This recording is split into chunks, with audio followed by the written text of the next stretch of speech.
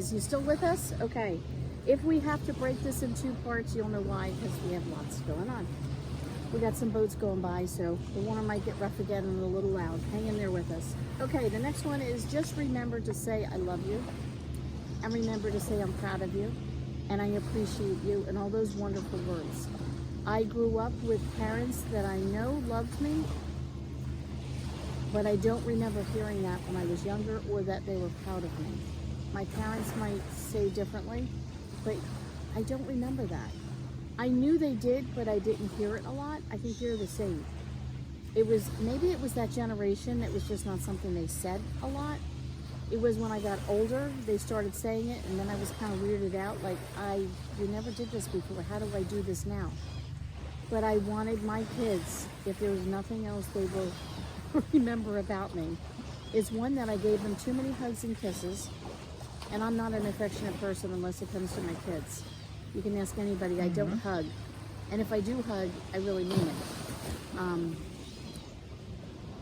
And to just, my kids will know that I have said repeatedly, don't forget, I love you. And I say that, my youngest son goes, Mom, I won't forget, you've told me 1,000 times. And that's okay. They need to know that Mom loves them, and that I'm proud of them, and why I'm proud of them. I had to learn, not just say I'm proud of you, that's good, but then once in a while expound on that. I'm proud of you because of what you just did, and explain that in detail. Let them understand the values that you see in them. I think that is so important to build self-esteem in your kids. I don't mean little kids. You know, my one son's an adult now. He's married, he's out of the house, he's living life. I still will text him, because they can build them up. Absolutely. I will tell him these things in person, and it's okay. Just like when I tell my husband, like, you know, he's wise or he's handsome in front of you on the camera, and you see the little awkwardness. Let it be awkward. That's okay. They still need to hear it. It needs to, like, soak in the skin that, you know, I'm proud of them, and all that kind of good stuff. Okay, the next one is just letting things go. I wouldn't say I'm a hoarder. Like, I don't hoard a lot of stuff, but I like what I have. And even when I was a kid, I never wanted to throw anything out. There was that little hat to some toy, or a cap or a top to something, and I needed to hold on to it. I don't know why. Sometimes things are just built in your personality. And I've had to let things go, and learning to let go gracefully has been a lesson I am learning, and I have learned more so at this age. We need to downsize. I need to let go of dishes. Sounds crazy. You have an emotional attachment to things. There's some things my husband is probably more so worse in this area than me. But I'll say to him, that's it, we're throwing it all out. I'm done. We're getting rid of all of it. He's like, well, wait a minute, we can't throw this out. But I've had to learn to let go of things, and that it's okay because you'll have other things. I've had to let go of people that have either died or have moved or have just, you know, life's taken us on a different journey. I've had to let go of memories of, you know, that is a memory when you were 20. It's no longer life right now. I have one relative that lives in the past, and we tell him this all the time. He talks as if what happened 40 and 50 years ago happened yesterday. So as he's talking to someone that doesn't know him, they'll say, oh, I'm so sorry. And then I'll say, that happened 40 years ago. So I have to be careful that I don't do that. So I think this letting go. Well, one thing actually, in reference to that I have found that you have helped me with, is learning to process letting go. And that's the fact that, well, why is it that I'm hanging on to it? That's a good point. I didn't think of that. Yeah. So that, well, because once you can understand, well, why is it that I'm hanging on to it? Right. Well, I'm hanging on to it because this is for a specific reason. And if I can understand, well, why is it that I'm hanging on to it?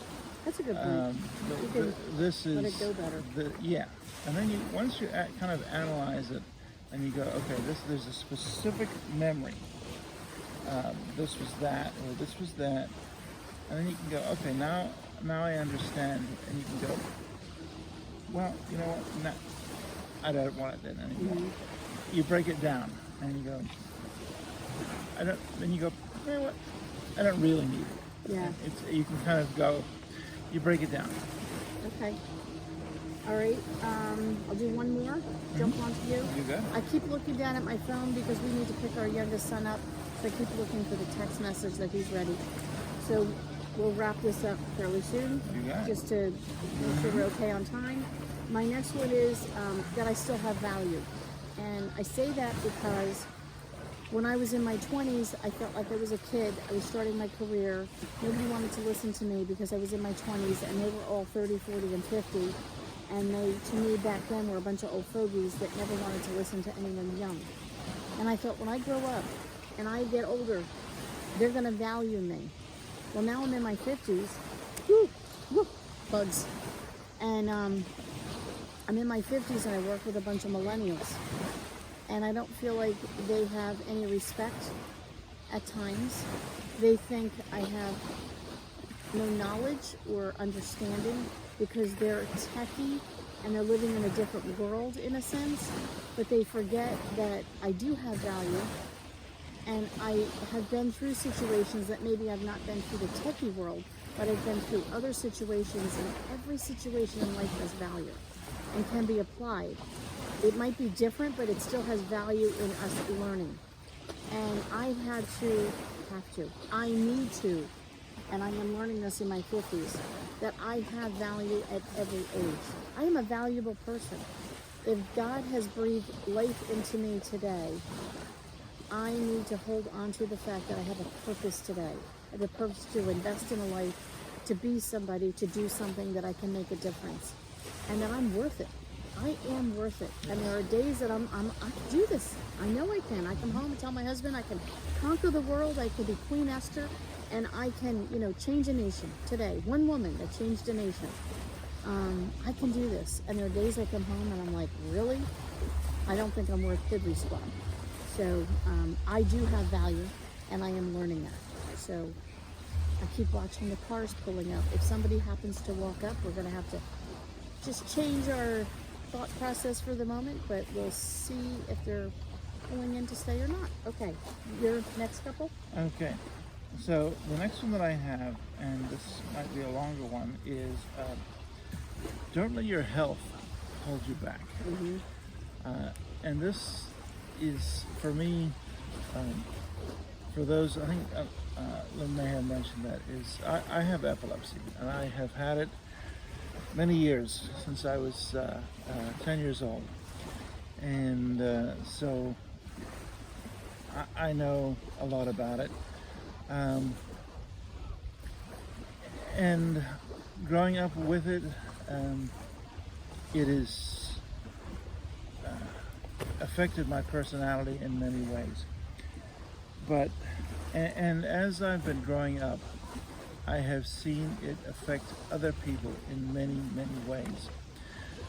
But I have learned through my years that you do not want to let it hold you back in being a person, because it can affect how you are as a person. You don't want to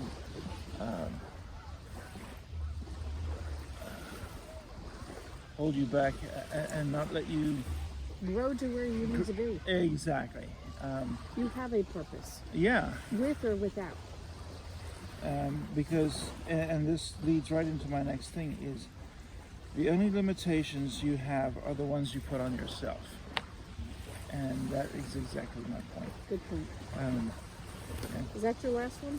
I've got one more. Do the last one, because Gavin just said he needs to be picked up soon. And that is, There's the garbage trucks again. Keep talking. Don't let the negative people steal your joy. There's not much to be said to that. In a nutshell. Don't let negative people steal your joy. They're the ones that are negative. You don't have to be. Okay. All right, I have a couple more, and then we're going to wrap up this session. Instill and invest in a life. You brought that up, being a mentor, learning in your 50s that you are the next generation. You're the kind of the last generation of many generations, because our grandparents are gone, his parents are gone, my parents are still here, but they will be gone in the next few years. We're the next generation to instill in young people. What have we learned? I don't mean clobber them over the head with you should learn from what I learned. Just invest in them. Take time to get to know them where they're at. Share your life experiences with them. Share your recipes with them. Teach them skills. You know, old-fashioned skills, how to cook, how to clean a house, how to quilt, how to do woodworking, you know, things that maybe your grandfather taught you. Teach our kids that they can teach their children, and life lessons to skills to everything. Just invest in a life. Make those younger generations realize that they are valuable and they have a purpose and they have worth. Suicide is running rampant. People through this whole pandemic have been alone and feel awkward and lonely, and teach them how to live life even in the simplest form. Live life even with a disability, that there is life to be lived, a valuable life to be lived. Invest that in people. So I don't think you can ever go wrong in investing into a life. That's just my personal opinion. Okay, 2 more and then we're going to wrap this up. Remember to live life in spite of whatever. We all have it, you know, I wish I could have done better in spite of. No. In spite of that, I have still lived life. Exactly. I don't think there's a whole lot more to say about that. And my last one is remember to keep learning. Remember that learning is important. Remember that don't stop learning. Our youngest son is a homeschooler and he hates school. Hates. And I tell him life is about learning. I want to take more classes on, I am terrible with grammar and writing. And my sister's a proofreader. So she proofs all my articles that I write for the blog, for my blog, and for another blog I write for. And she proofs all that. But you know what? I can still learn this stuff, even with my learning disabilities. I can take classes on Skillshare and at our local library or online courses. There's always something to learn. Learning how to deal with people, learning a new recipe, life lessons. Don't cut yourself short in the fact that, oh, I can't learn that, you know, and don't cut yourself short like Graeme said, because I have a disability, I can't do it. Yes, you can do it. You just do it in a different way. Exactly.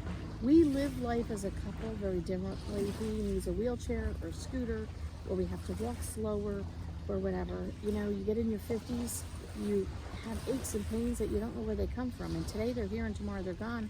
But then already the next day has come and you're now walking a little bit stiffer. And it takes us a while to do things a little bit differently than we used to. And it's okay, but we can still get there. We might get there slower. I might have to leave 5 minutes earlier. It's okay. We will get there. So I think that's it. What do you think? If you've liked this video, give it a thumbs up. If you want more videos like this, give it a thumbs up and leave a comment below. If we touched on a certain subject that you would like us to expound on,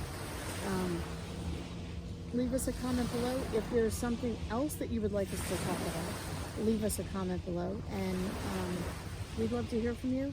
And you know what? Give a little encouragement to this guy over here. First time on, full time on a video. And, you know, just give him a word of encouragement to say that you enjoyed having him as part of this. So thanks for coming along and chatting with Graeme and Lynn, and there'll be more chats to come. All right, thank you. We're good.